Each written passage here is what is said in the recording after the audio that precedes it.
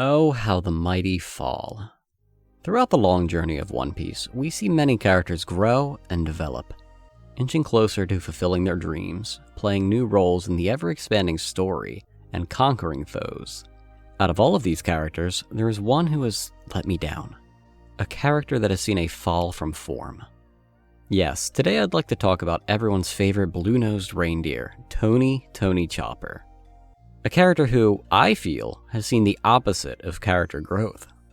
As the story of One Piece moved forward, Chopper seemed to stay behind, becoming less of an actual character with goals and nuance and more of a toy mascot, doing little more than sitting on the sidelines and looking cute. Chopper was a character who really caught my interest in the early chapters of One Piece. Introduced with an exceptionally compelling backstory, he was placed into the Straw Hat crew with a dilemma that helped him stand out. Being neither man nor beast, Chopper wanted to prove himself to both his crew and himself, furthering his endeavors as a doctor and learning to become brave. This issue stood out to me, as it was different to the struggles of the other crewmates. Matter of fact, the premise of Tony Chopper is unique to not just One Piece, but the wider world of shonen. In addition to his eccentric design and compelling story, Chopper has an extremely creative set of abilities. However, both the emotional tension and innovative combat style progressively went out of the window. Slowly, Chopper would become a shadow of his former self, losing touch of what made him great, going from monster to mascot. To understand the decline in Chopper's character, it's important to first go over who Chopper is. Tony Chopper is the fifth member to join the Straw Hat Pirates, joining during the Drum Island story arc. He fills the role of doctor for the crew, but also doubles as a capable fighter when needed. Chopper is naive, but compassionate, ready to help those in need while keeping his distance. He's skeptical by nature due to past trauma, but he does desire being close to others and having lasting bonds. He is somewhat contradictory, but these points of his are endearing. His dream is to become a great doctor and have the ability to cure any disease, no matter what. In addition to this, he also aims to stand with his crew as a brave pirate. We learn most of this crucial information during Chopper's introductory arc. Drum Island works as an excellent setup for his character, demonstrating his personality as well as establishing his goals. During this arc, we also see a glimpse into his past, which adds to his character depth and gives readers more of a connection with Chopper. We see the pain that he went through, being ostracized by both man and beast, developing into the character we see through his time spent with Dr. Hiriluk. Despite his timid demeanor, Chopper takes the call to action. He battles Chess Marimo and stands alongside Luffy to save the place he calls home. After an encouraging push from Kureha, Chopper sets sail with the Straw Hats. After this introductory arc, Chopper is set on the path to hone his medical skills and learn to be a brave warrior. And right there, we have an excellent setup. The potential growth for this character is off the chart. There are so many avenues that a writer can approach, and for the time being, the character writing for Chopper remains strong. As stated a second ago, Chopper yearns to be a brave warrior. Coincidentally, he shares this goal with fellow shipmate Usopp.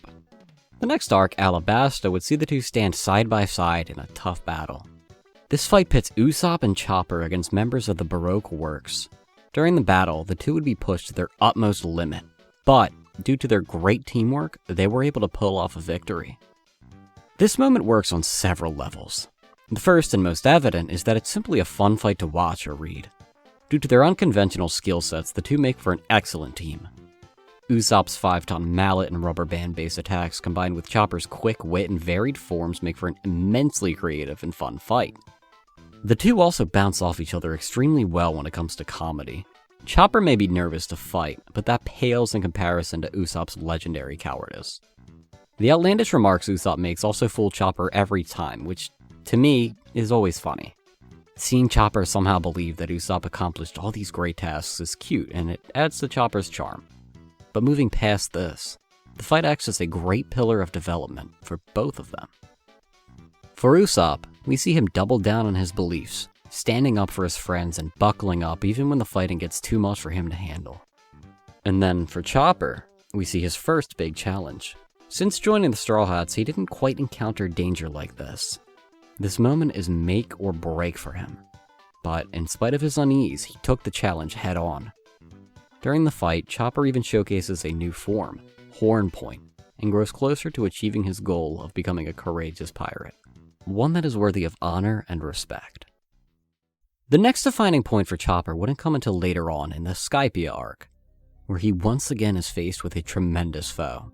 After getting separated from the others, Chopper was forced to stand off with one of Enel's priests, Gedatsu, all alone. While the battle was tough, he was able to push on and come out victorious. During this portion of the story, Chopper is quite prevalent. Early One Piece in general does a great job at balancing the screen time and relevance each Straw Hat gets, so it's not too much of a surprise, but it's worth mentioning. We see Chopper pull his own weight, even just in the 2 major arcs after his introduction, gradually developing, growing more of a backbone, and this momentum would carry forward into the following story arcs. Next up is Enies Lobby. The impending execution of Nico Robin lays on the line as each of the Straw Hats rush to rescue her. Standing against CP9, Chopper fought with future crewmate Frankie. Here, the two would fight a fierce battle, one that truly pushed Chopper beyond what he was used to. His techniques and power were useless against the formidable Kumadori, as he ate not 1 but 2 rumble balls. These managed to give him a momentary boost, but still not enough. Fearful for what would happen if he failed here, Chopper threw concern to the wind and ate a 3rd rumble ball. This would be the caveat for his secret transformation, one that he never told his friends about. Monster Point. A form where Chopper loses all reason, but becomes immensely powerful. Unable to tell friend from foe. After effortlessly defeating Kumadori, he would rampage throughout the building, causing mass destruction in his wake.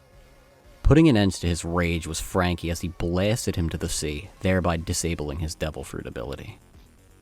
This moment is probably Chopper's best in the entire series. The thematic importance of him transforming to Monster Point is symbolic of his struggles in the past. Chopper wanted nothing more than to be seen as an equal to humans, defending himself from ridicule several times when called a monster. Over time, though, he began to embrace this moniker.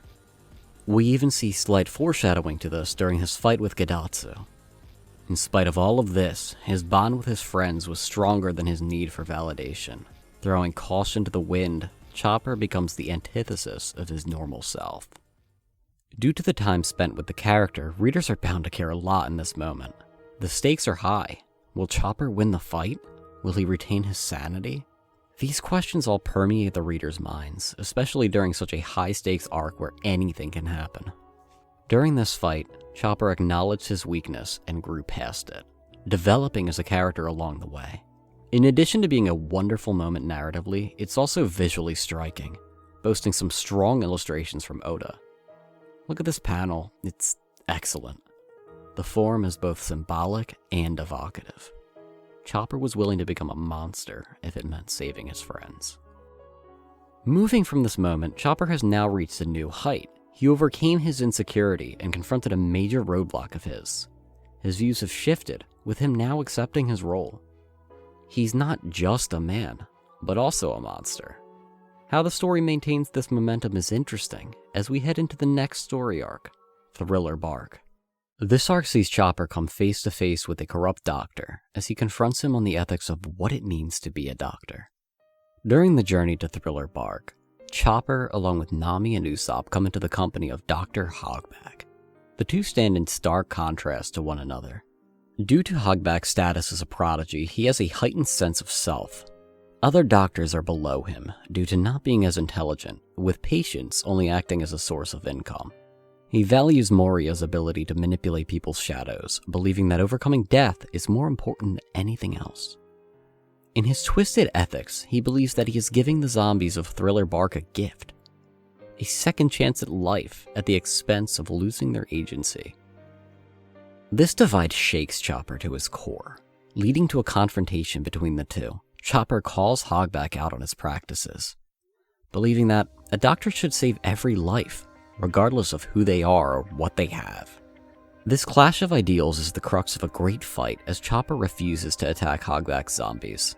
All of this demonstrates the strengths of the character, following up on his introduction in a poignant way. Unfortunately, this would be the last defining moment for Chopper. As we approach the time skip, Chopper would be absent for the next few arcs until the Straw Hats finally reunite. During the time separate, each crew member would go on their own individual journey, pursuing their goals and growing stronger as individuals. After the time skip, each member comes back touting a new look and a new skill set. In the case of Chopper, he developed a new form, Kung Fu Point, as well as being able to fully control his monster point. This growth would be great, in spite of the look for Kung Fu Point, as he could now pull more weight in major fights. However, there are a few issues. First, Kung Fu Point seems to be a catch-all fighting form which takes away from the unique angle his fights previously had. Shifting between various forms gave way to creative paneling and situations. Second, in spite of the new form being uninspired, he doesn't get a single fight to himself. He'll be involved in fights such as during Fishman Island, but no major headliner all to himself. Of course, this problem isn't solely unique to him, as several of the crew are still lacking, but I digress. Lastly, aside from Kung Fu Point, I've noticed some fans take issue with how often he uses his other form, Monster Point, to which I half agree. I do agree that the form is often wasted on fights that spill into the background, but it does make sense as a logical step for his character. Instead of rejecting the monster, he embraced it, sort of like a Hulk thing. It's just a shame that such an evocative form is wasted on fodder tiers. As we'll see in the arcs to come, Chopper offers little in terms of relevance, both in emotional storytelling and in fights. At this point, it also becomes fully apparent the shift in Chopper's design. Compare his design from his introduction in Drum Island to now. He looks like a bobblehead. Before, he looked like a little freak, and I mean this with love. His big teeth and chunky little body were charming. Now he's a lot more digestible? I don't know. The design change would be fine if everything else lined up still. Also, from this point forward, he retires the other forms we would casually see him in. During arcs like Alabasta and Water 7, we see Chopper take on his other forms. Of course, this can be chalked up to a non-issue, and on its own it wouldn't be. However, the dedication to keeping Chopper in his cute default appearance lends evidence to the gradual decline in his writing. One very last thing before we carry on, but I want to point out that during the return to Sabaody, the term Weakling Trio first pops up. This moniker denotes the team of Nami, Usopp, and Chopper, and to me, this was yet another warning of things to come. Sure, Chopper may not be as strong as the beefy fighters, however, he certainly wasn't a slouch either. This pet name for the three of them just doesn't sit well with me. It's understandable when Nami and Usopp are afraid of the looming threats, but Chopper wasn't. He grew to conquer his fears, only to revert back to step one. From the initial gathering post-timeskip until Wano, Chopper has little involvement. After doing next to nothing of importance in Fishman Island, he does get a small storyline during the events of Punk Hazard. And while it certainly could have been a lot stronger, his character was still intact to some degree here. He's concerned about the well-being of the children and resents Caesar for his misuse of medication and science. It would have been wonderful to see this represented better, but I also admit the arc isn't about Chopper. Moving right along, the next stretch of arcs would cement them as the absolute worst for Chopper. Going from Dressrosa to Whole Cake Island. Dressrosa sees Chopper sit back and let the others fight, doing absolutely nothing during the battle with Giola, leaving it to Nami and Brook. Jumping from Dressrosa to Whole Cake, Chopper would regress even further, actively avoiding fights at every turn, cowering in fear with Carrot. These scenes do little more than cement his role as nothing more than a cute toy character. Walking back all of the progress he had made before the time skip. I mean, how do you take a character who overcomes their biggest hurdle and is capable of providing massive support in the form of Monster Point, and diminish that by having him cower over things like a monster caterpillar? The story has him filling out what feels like nothing more than random side quests while the main important characters get to shine. Over this stretch of time, his role was minuscule, evading strife and acting as the fix-it-up guy. There's no issue with Chopper providing medical care if that's the role he fills for the Straw Hats, but due to each instance of him becoming more and more minor, it gives off the feeling that he's not much more than a convenience for the plot. If any of the real characters get too hurt, he'll be right there to put a band-aid on it. At the time of writing this video, the latest arc to complete is Wano, an absolutely massive arc sprawling 149 chapters. This arc would also be the first after the timeskip to present Chopper with more to do than simply sitting around. His role wouldn't come until later, during the Onigashima raid. Here, we see Chopper showcase his skills as a doctor, working to create an antidote mid-fight after Queen infected the rebel army with a fast-acting virus, one that slowly turns their body to ice. During this massive fight, Chopper works with the others, including Zoro and Marco, to buy enough time for a cure. Once it's finished and distributed, Chopper lashed out against Queen, stating how viruses are not meant to be weaponized and pointing out the cruel nature of the weapon, how it will inevitably even turn on its creator. This sequence is fantastic, as it plays into both the character's strong suits, justifying his role as a doctor by giving him an active situation to work around, as well as a bit of physical combat. Begrudgingly, after this standout moment, Chopper receives a new form. Due to the overuse of his rumble balls and a change in their formula, Chopper became Baby Gigi, an even cutesier form where he shrinks in size but speaks like an old man. Personally, I am not a fan, but it's not world-ending. At least it comes with the information that he worked with Caesar Clown off-screen. This bit of information is a great addition, as it shows how he is actively pursuing his goals, learning more about both medicine and his own power. Even further down the line, we see Beppo utilize a rumble ball, this one allowing him to transform into his Sulong state without the need for the moon. After all is said and done, Chopper is likely to stagnate and remain the lovable mascot of the Straw Hat Pirates for the foreseeable future. And to clarify, this would be fine if he were like that from the start. I know a lot of this may seem silly, like I'm angry with a character for being cute or marketable or whatever, but I want to clarify that's not the case.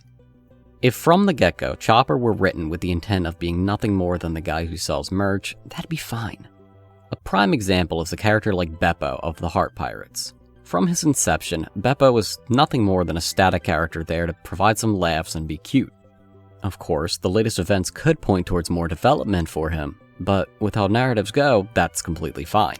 You can build up from a character who is static. Oda himself has done this several times. Characters such as Bon Clay and Buggy have transcended the spot they were initially given. However, walking a character backwards from where they started just doesn't work out. The way Chopper has declined is similar to Flanderization, the phenomena where a character begins to be whittled down to their most rudimentary traits. In this case, Chopper doesn't like being called a pet, he loves his cotton candy, and he puts band-aids on things. But, thankfully, I don't believe he's been Flanderized completely. Due to moments such as him consoling Mocha and Punk Hazard and his battle in Wano, the Chopper we got at the beginning still remains, albeit in a strange state. This is a character who fell towards obscurity, so I can't blame most people for either not minding the changes or even noticing them. To be honest, I didn't even notice it until I sat and thought about why Chopper no longer stood out to me. Of course, a fair amount of the other Straw Hats also take a backseat, but the ones who do, Nami, Robin, Frankie, Brooke, all retain the traits that made them what they were, as well as still having some strong moments to help them stand out.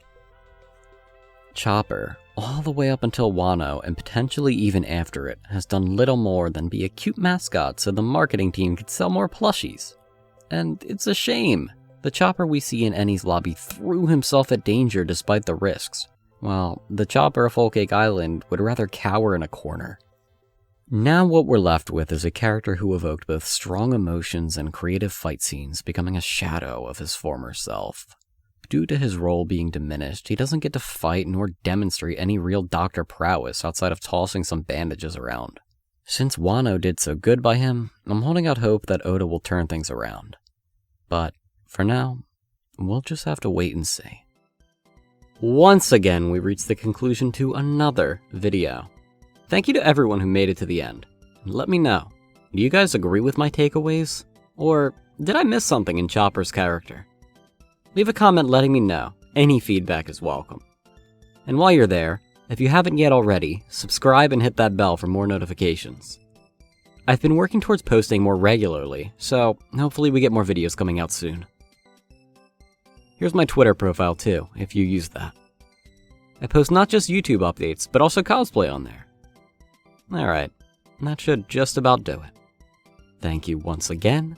It's been Noyah.